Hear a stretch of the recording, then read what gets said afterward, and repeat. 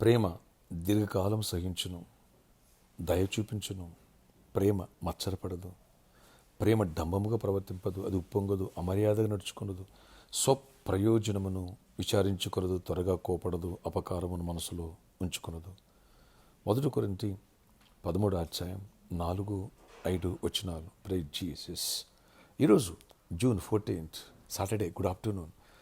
పరలోకనేసే సంఘ బిడ్డలందరికీ కృప సమృద్ధి కలుగునుగాక. ఫ్రెండ్స్, కుటుంబ ఆశీర్వాద పండుగలు అనేటువంటి ఈ మహోత్సవాల్లో లాస్ట్ ఎపిసోడ్ ఫైనల్ ఒక రివైవల్ మీటింగ్స్లో ఉంటాయి.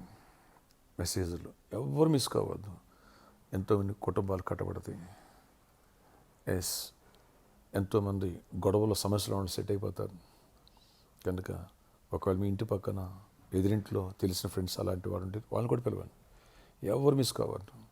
దేవుని పరిశుద్ధ ఆత్మిక అభిషేకం బలంగా దిగొచ్చునుగాక. బలంగా ప్రేయర్ చేయండి. హ్యాపీ ఫ్యామిలీస్గా పరలోక రాజ్యంలో మన కుటుంబాలు కేరళలో ఉండాలంటే రేపటి దినమందు ఎవరు మిస్ చేసుకోవద్దు. విదేశాల్లో వీక్షించే బిడ్డలు కూడా ఈ విషయాన్ని గమనించండి, లైవ్ వీక్షించండి.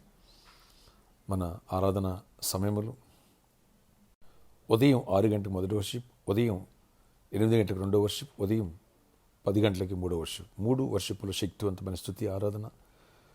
కుటుంబాల గురించి బలమైన దేవుని యొక్క వాక్య సందేశాలు ఉంటాయి. దేవుణ్ణి ప్రేమించిన వాడే కుటుంబాన్ని ప్రేమించగలుగుతాడు. దైవికమైన ప్రేమ, ఆత్మఫలం ఒక వ్యక్తిలో లేనప్పుడు ఆ వ్యక్తి దేవుని రాజ్యానికి వారసుడు కాడు. నేను క్రీస్తు వలె ఉండాలా అని ఎవరైతే తమ హృదయాన్ని మార్చుకుంటారో వారు మాత్రమే కుటుంబానికి న్యాయం చేయగలుగుతారు, ఫ్రూట్ఫుల్గా ఉంటారు.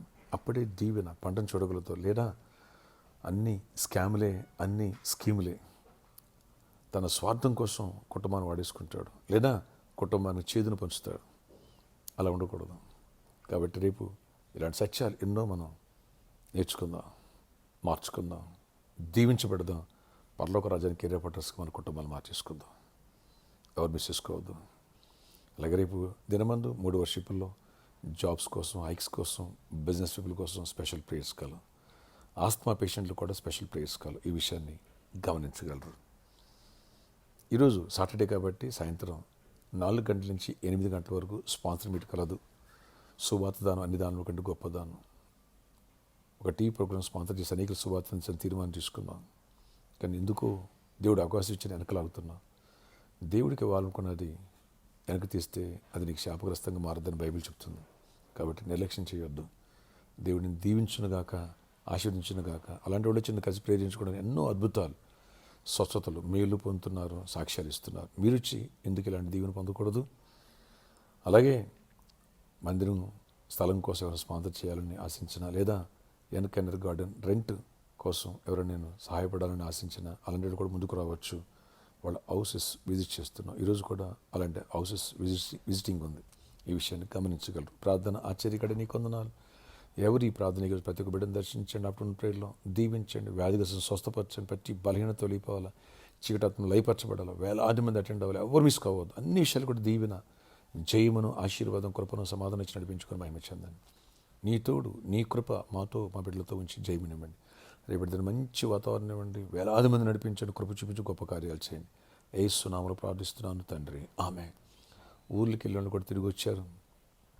మీరందరూ కూడా సంఘానికి వస్తున్నారు. ఎవరు మిస్ చేసుకోవద్దు.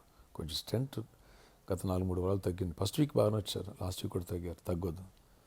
అనేకులు కొత్త వాళ్ళు నడిపించండి. May God bless you all. Have a nice day.